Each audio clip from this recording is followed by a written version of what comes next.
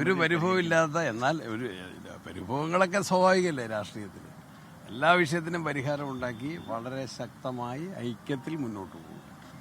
ഇത്രയും ഐക്യം ഉണ്ടായ ഒരു കാലഘട്ടമില്ല. സ്ഥാനാർത്ഥി നിർണയം വന്നപ്പം നിങ്ങളങ്ങനെ പറഞ്ഞു, പക്ഷെ എവിടെയും റിബലില്ല. ഏറ്റവും ഐക്യത്തിൽ മത്സരിച്ചു, നല്ല നിലവാരത്തിൽ ജയിക്കാൻ സാധിച്ചു. ഇപ്പം നല്ല മന്ത്രിസഭ രൂപീകരിക്കും, എല്ലാവരും ഒന്നിച്ചുണ്ടാവും.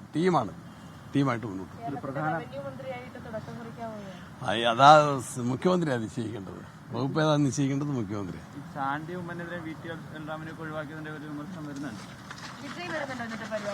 എനിക്കറിയില്ല. ശരി.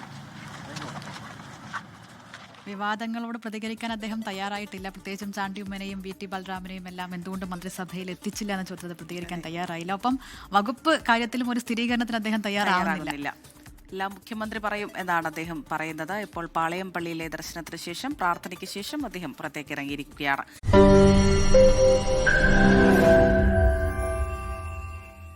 ലോകത്തെവിടെയായാലും ഏത് സമയത്തും 24 വാർത്തകളും ഓഗ്മെന്റഡ് റിയാലിറ്റി പാക്കേജുകളും എക്സ്പ്ലെയിനറുകളും വിശദമായി കാണാൻ ഞങ്ങളുടെ യൂട്യൂബ് ചാനൽ നിങ്ങൾക്ക് സബ്സ്ക്രൈബ് ചെയ്യാം.